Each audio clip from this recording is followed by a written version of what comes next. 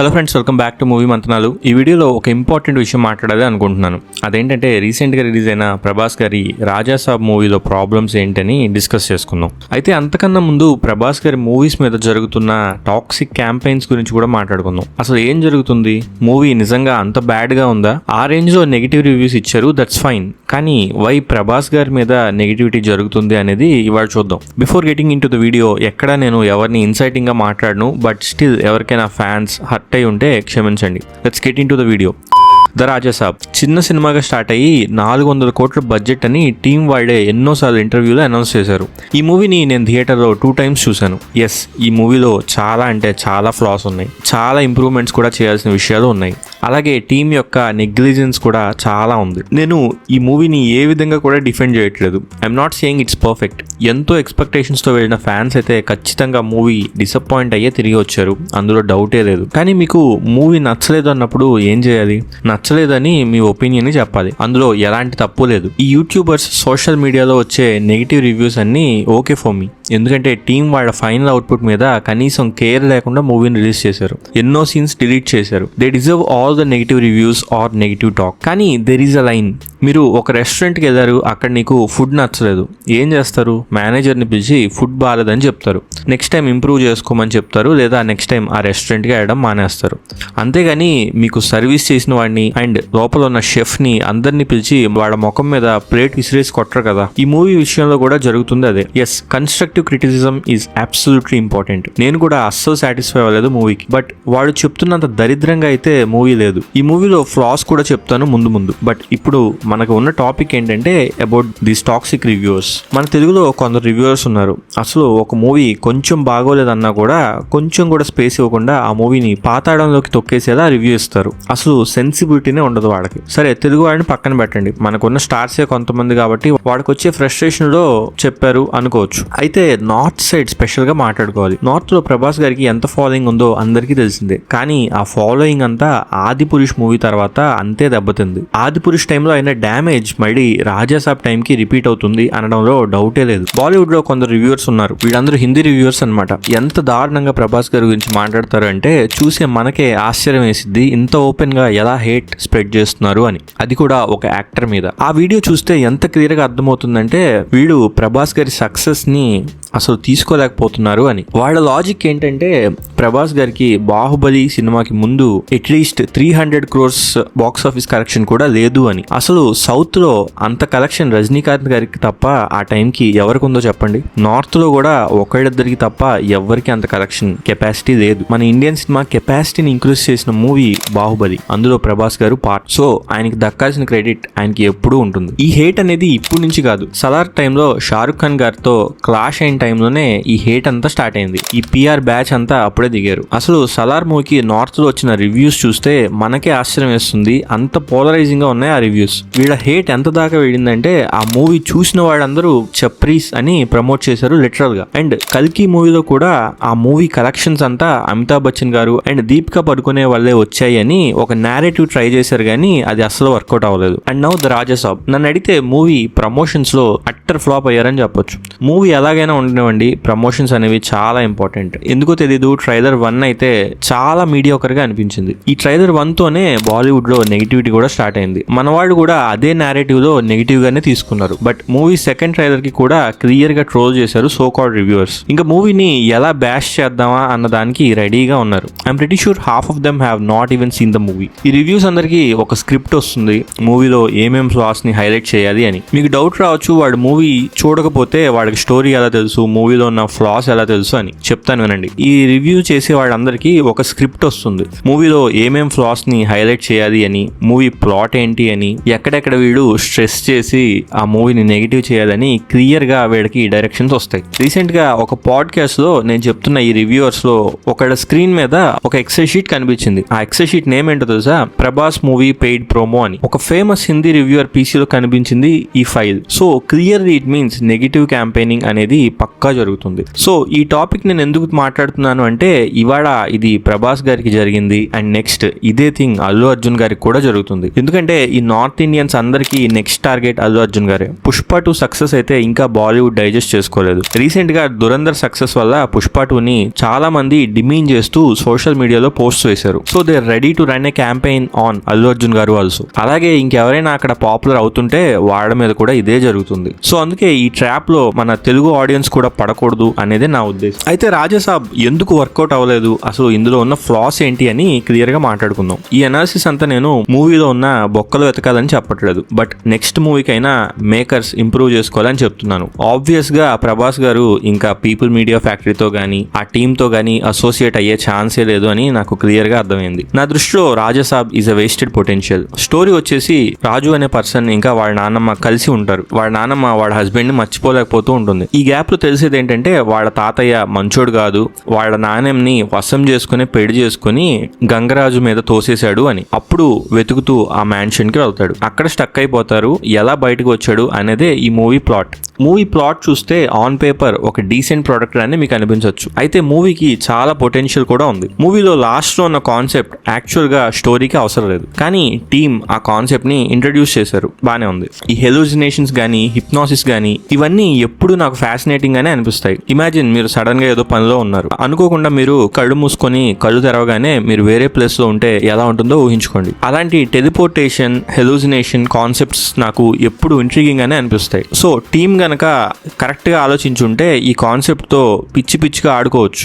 కానీ ఇక్కడ జరిగిన తప్పు ఏంటంటే ఈ హిప్నాసిస్ అనే కాన్సెప్ట్ ని మూవీలో చాలా అంటే చాలా తక్కువగా వాడారు. ఓన్లీ ఒకే ఒక సీన్ లో ప్రాపర్ గా ఆడియన్స్ కి అర్థమయ్యేలా చెప్పారు. That scene is one of the best scenes of the movie. Prabhas గారి యాక్టింగ్ పొటెన్షియల్ కూడా కనిపించింది ఒక్కసారిగా అందరికి. నాకైతే యోగి మూవీ క్లైమాక్స్ లో ప్రభాస్ గారి పర్ఫార్మెన్స్ గుర్తొచ్చింది. I'm talking about the hospital scene. ఇక్కడ బిగ్గెస్ట్ ప్రాబ్లం ఏంటంటే మూవీలో ఉన్న రైటింగ్ అనేది ఎంత ఇన్కన్సిస్టెంట్ గా ఉంది అంటే మూవీ మొత్తం ఒక ఫ్లోలో ఇదే కాన్సెప్ట్ ని పట్టుకొని వెళ్ళి ఉంటే మూవీ వేరే విధంగా ఉండేది. మూవీ రిజల్ట్ కూడా వేరేగానే ఉండేది. జెన్యూన్ గా అప్రిషియేట్ చేయాల్సిన మూమెంట్స్ ఉన్నాయి మూవీలో. బట్ మన టీమ్ కాన్సన్ట్రేషన్ అంతా ముగ్గురు హీరోయిన్లు 3 పాటలు అన్నట్టు దాని మీదే ఉంది. సో ఆ కాన్సెప్ట్ అంతా పక్కన పడేశారు. మూవీ జానర్ అయితే ర్యాండమ్ గా షిఫ్ట్ అవుతూ ఉంటుంది. అది తప్ప అంటే ఎస్ తప్పే. మూవీలో కామెడీకి రొమాన్స్ కి సాంగ్స్ కి ప్రాపర్ గా ఫస్ట్ హాఫ్ ఉంది కదా, ఆ ఫస్ట్ హాఫ్ ని అందులో చూపించాల్సిన కామెడీ అంతా చూపించేశారు. మరి ఈ హాంటెడ్ హౌస్ లోకి వచ్చాక కూడా ఆ హీరోయిన్ తో రొమాన్స్ గానీ కామెడీ గానీ ఆ జానర్ షిఫ్ట్స్ గానీ అవసరం లేదు అనేది నా ఫీలింగ్. సినిమా హాఫ్ దాకా కామెడీ అండ్ ఎంటర్టైనింగ్ గా తీసుకెళ్లారు, దట్స్ ఓకే. కానీ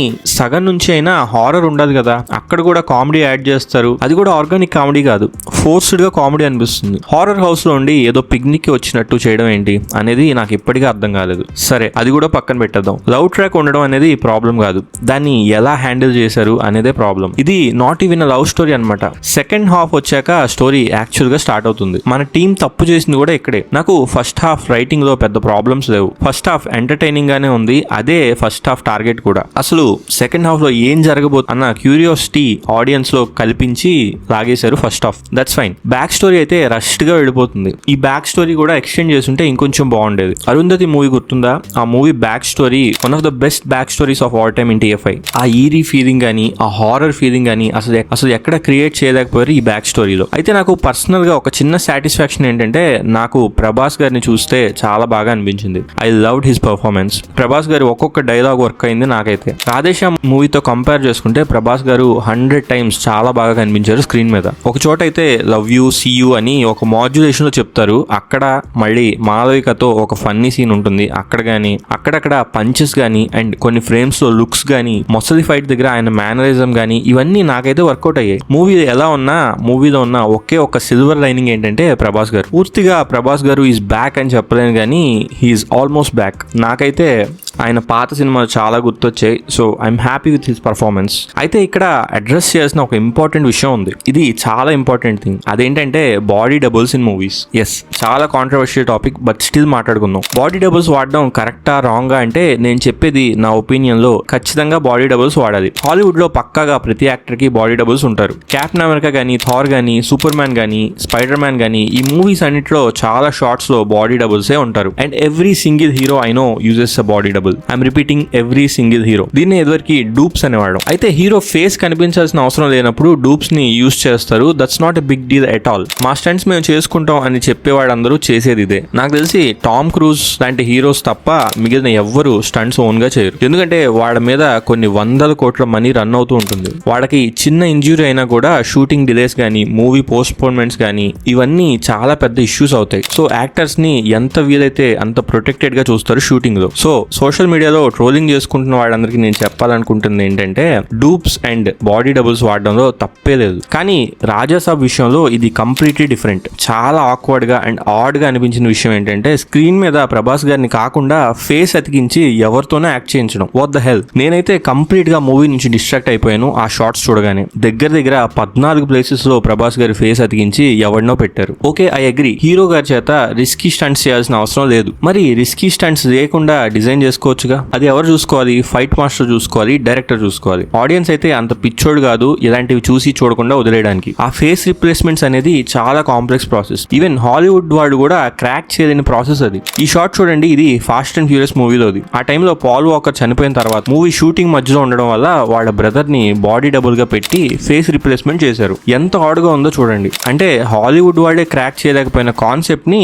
మనోళ్ళు అనవసరంగా మూవీలో, అది కూడా క్లియర్ గా కనిపించేలా స్క్రీన్ మీద పెట్టి ఎలా రిలీజ్ చేశారు అనేది నాకు ఇప్పటికీ అర్థం కాలేదు. అంటే ఆడియన్స్ ని అంత గ్రాంటెడ్ గా తీసుకున్నారా అని డౌట్ వస్తుంది నాకైతే. పోనీ ఆ స్టంట్స్ ఏమన్నా ఇంపార్టెంట్ స్టంట్సా అంటే నో, నాట్ ఎట్ ఆల్. ఆ స్టంట్స్ అన్ని కట్ చేసేసినా మూవీ మీద ఎలాంటి ఎఫెక్ట్ ఉండదు. అసలు ఆ స్టంట్ డిజైనింగే బాలేదు. ఇప్పుడు కొన్ని లిమిటేషన్స్ ఉన్నప్పుడు ఆ స్టంట్ ని ఆ లిమిటేషన్స్ కి తగ్గట్టుగానే డిజైన్ చేసుకోవాలి. అండ్ నాకున్న డౌట్ ఏంటంటే మూవీ ఫైనల్ అవుట్పుట్ ని ఎవరు చూసుకోరా? టీమ్ లో ఎవరెవరు ఈ అవుట్పుట్ ని చూస్తారు? డైరెక్టర్ ఒక్కడే చూసుకొని అప్రూవ్ చేసేస్తాడా, లేదా టీం మొత్తం చూస్తారా? అండ్ హీరో గారు చూస్తారా లేదా ఫైనల్ అవుట్పుట్ ని అనేది నాకు ఇప్పటికీ డౌటే. ఇంతమంది చూసుకొని ఉంటే అసలు ఎవరు ఆ ఫేస్ రిప్లేస్మెంట్ గురించి కంప్లైంట్ చేయలేదా? మూవీలో ఏదైనా బిగ్గెస్ట్ ప్రాబ్లం ఉంది అంటే అదే ఈ ఫేస్ రిప్లేస్మెంట్. దానివల్ల ఈ మూవీ మీద అంత ట్రోలింగ్ జరుగుతుంది. మూవీ బాగుందా బాగలేదా అని పక్కన పెట్టండి, మూవీ స్లోగా ఉంది, బోర్ కొట్టింది, ఇవన్నీ కామనే. ఇవన్నీ అన్ని మూవీస్ కి ఉండే కంప్లైంట్స్. బట్ ఇలాంటివి భూతద్దంలో పెట్టి చూస్తారు చాలా మంది. అసలు ఈ ఫేస్ రిప్లేస్మెంట్ డెసిషన్ ఎవరిది? అసలు ఈ మూవీ ప్రొడ్యూసర్ అయిన విశ్వప్రసాద్ గారైనా ఈ మూవీ చూసారా? హీరో అయిన ప్రభాస్ గారైనా మూవీ చూసారా? అసలు డైరెక్టర్ అయిన మారుతి అయినా చూసుకున్నాడా లేదా ఈ మూవీని అని నాకు డౌట్ వస్తుంది. I'm sorry to say this, but ఈ విషయంలో ప్రభాస్ గారిది కూడా తప్పు ఉంది అని అంటాను. 3 years పాటు ఈ మూవీకి డేట్స్ ఇచ్చారు. ప్రతి సీన్ లో ఆయన ఉన్నారు. అండ్ ఎప్పుడు ట్రై చేయని 2-3 గెటప్స్ ట్రై చేశారు. అదే ఈ ఓల్డ్ రాజాసాబ్ గెటప్ అండ్ ఈ జోకర్ గెటప్ కూడా. ప్రభాస్ గారు ఎప్పుడైనా అలాంటి గెటప్స్ ట్రై చేయడం చూసారా? ఇదే ఫస్ట్ టైం. ఇంత ఎఫర్ట్స్ పెట్టి కూడా ఈ అవుట్పుట్ ఏంటి అని నాకైతే డైజెస్ట్ అవ్వట్లేదు. నా థియరీ ఏంటంటే ఎఫర్ట్స్ లో ఎక్కడా తక్కువ లేదు ప్రభాస్ గారి నుంచి. 3 years డేట్స్ ఇచ్చారు. 400 crores బడ్జెట్ లో తీస్తే వచ్చిన ఈ అవుట్పుట్ ని ఎవ్వరూ డిఫెండ్ చేయకూడదు. కానీ ప్రభాస్ గారు అయినా లాస్ట్ మినిట్ లో ఫైనల్ అవుట్పుట్ చూసుకోకపోతే ఎలా? ఇయర్ మొత్తం ఎఫర్ట్స్ పెట్టి ఎగ్జామ్స్ కి ప్రిపేర్ అయ్యి ఎగ్జామ్ కి అబ్సెంట్ అయితే దానివల్ల ఉపయోగం ఏముంది? That's exactly what happened with Raja Saab. ఇంకోటి ఏంటంటే సీన్లు చాలా అంటే చాలా కట్ చేశారు. డైరెక్టర్ ప్రౌడ్ గా నా దగ్గర 4 గంటలు 5 గంటల ఫుటేజ్ ఉందని చెప్పుకుంటున్నారు, కానీ అది దేనికి ఉపయోగం? ఎవరు చూస్తారు ఆ ఫుటేజ్ ని? అసలు ట్రైలర్ లో చూపించిన చాలా అంటే చాలా షార్ట్స్ లేవు మూవీలో. అసలు ఈ షాట్ ఎక్కడ? ఇక్కడ ఈ షాట్ ఉంది కదా, ఇది ఏదో పెళ్లిలో జరుగుతుంది. ఈ షాట్ ఎక్కడ? తాత అద్భుతాలు చూసి ఆనందించాలి, క్వశ్చన్ చేయకూడదు అంటాడు. ఆ షాట్ ఎక్కడ? మంచులో కూర్చొని అందరూ మాట్లాడుకుంటూ ఉంటారు. ఈ షాట్ లో అది ఎక్కడ?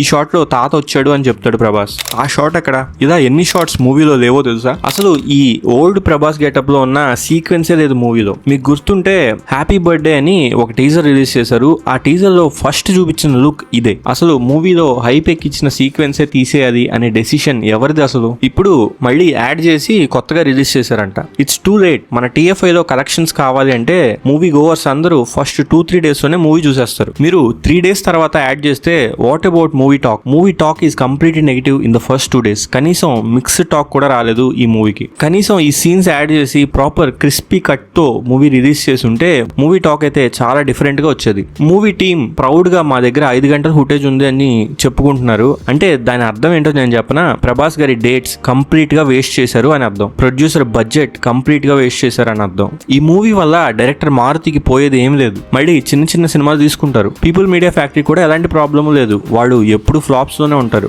ఇలాగే సబ్ స్టాండర్డ్ మూవీస్ తీసుకుంటూ వెళ్తారు. కానీ ఈ మూవీ వల్ల బిగ్గెస్ట్ డ్యామేజ్ జరిగింది ప్రభాస్ గారికి. ఎస్, నార్త్ లో అయితే జరగాల్సిన డ్యామేజ్ అంతా జరిగిపోయింది. సదార్ టైంలో బాలీవుడ్ లో బిగ్గెస్ట్ స్టార్ అయిన షారుఖ్ ఖాన్ గారి మూవీతో క్లాష్ కి వచ్చి ఆ మూవీ కన్నా డబుల్ కలెక్షన్స్ వచ్చినాయి సలార్కి. ఎంత నెగిటివ్ చేసినా కూడా that movie stood strong and అందరి నోరు మూయించింది because the product is good. కానీ ఈ మూవీ డిఫెండ్ చేయడానికి కూడా ఏం లేదు. గుడ్ ఆస్పెక్ట్స్ ఉన్నా కూడా గుడ్ కన్నా బ్యాడ్ ఎక్కువ ఉండడం వల్ల డిఫెండ్ కూడా చేయలేని పరిస్థితి. అండ్ జరగాల్సిన డ్యామేజ్ అంతా జరిగిపోయింది. బాహుబలి 2 హిందీ నెట్ కలెక్షన్స్ ఎంతో తెలుసా? అక్షరాల 650 కోట్ల కన్నా ఎక్కువ. రాజాసాబ్ నెట్ కలెక్షన్ ఎంతో తెలుసా? ప్రస్తుతానికి 25 crores కూడా రాలేదు. నార్త్ లో ప్రభాస్ గారి మార్కెట్ అంతా పడిపోయింది ఈ మూవీతో. సాహో లాంటి మూవీకే హిందీలో 125 కోట్ల నెట్ వచ్చిందంటే నమ్ముతారా? అంత క్రేజ్ ఉంది ప్రభాస్ గారికి. ప్రభాస్ గారు నార్త్ ఇండియా ప్రమోషన్స్ ని ఎందుకు ఇగ్నోర్ చేస్తున్నారు? ఒక సినిమా తీయడమే కాకుండా జనాల్లోకి తీసుకెళ్లడం కూడా టీం రెస్పాన్సిబిలిటీయే కదా. ఈ విషయంలో మాత్రం నేను సపోర్ట్ చేయను. చాలా మంది వచ్చి అనొచ్చు ప్రభాస్ గారి name is enough, no promotions needed అని. No, name is not enough, promotions కావాలి. నార్త్ ఇండియాలో name is not enough. Prabhas గారు కూడా ఒక క్వాలిటీ టీమ్ తో వర్క్ చేయాలి ఇంక నుంచి. ఒక ఎగ్జాంపుల్ చెప్పిన, శోభు గారు బాహుబలి 2 ప్రొడ్యూసర్.